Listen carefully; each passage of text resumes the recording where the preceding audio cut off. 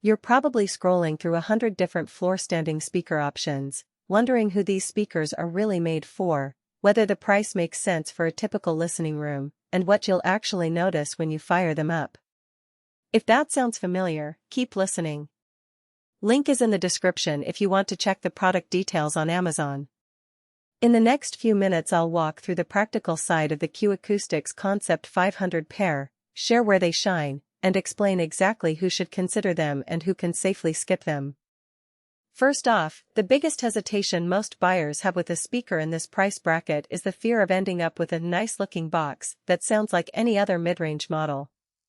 The Concept 500 tries to sidestep that by marrying a fairly distinctive black and rosewood finish with some design tricks that aren't just about aesthetics.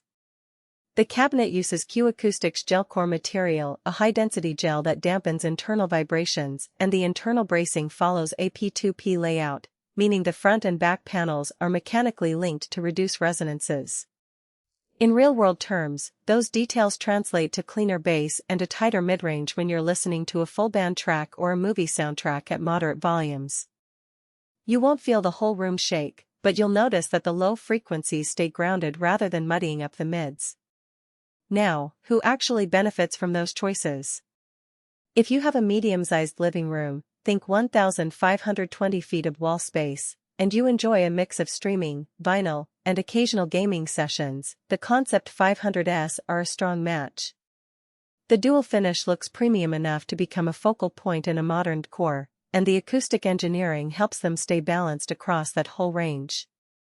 Home theater enthusiasts who plan to use the speakers as part of a 2.1 setup will appreciate the fact that the tweeter is decoupled from the main cone, which means dialogue stays clear even when a movie's action scenes are hitting the subwoofer hard.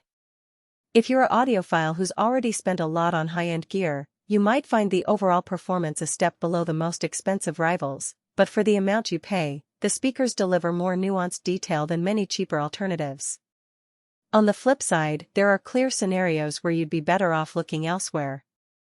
If you live in a cramped apartment where wall placement is limited to a narrow corner, the floor-standing height, around 39 inches, could become a logistical headache, and the need for proper spacing to let the drivers breathe might force you into a less than ideal listening position.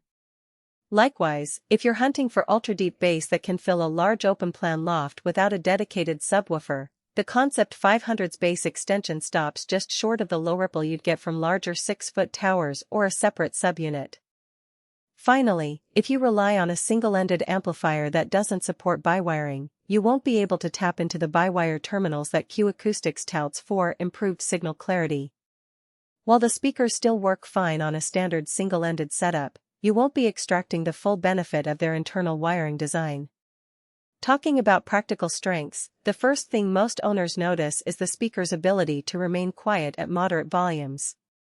Because of the gel core cabinet and the HPE, high-pressure engineered, tubes that channel the sound from the driver to the front of the speaker, there's less internal resonance that can bleed into the room as unwanted coloration.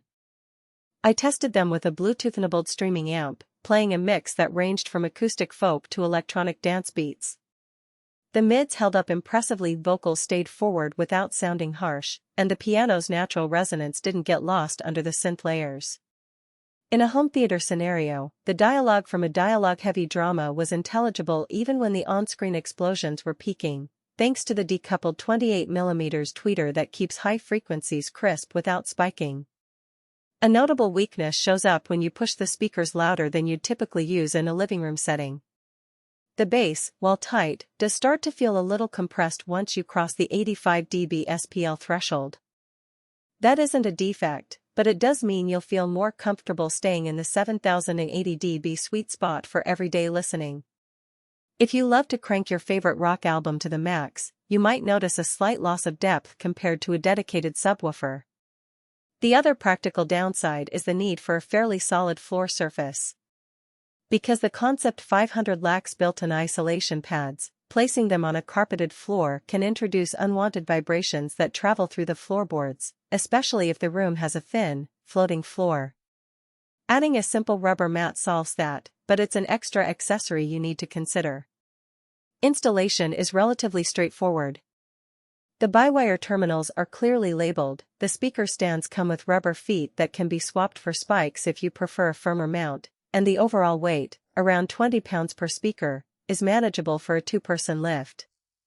However, make sure your AV receiver or amplifier can deliver at least 70 W into an 8-ohm load. The Concept 500S are fairly efficient, but they do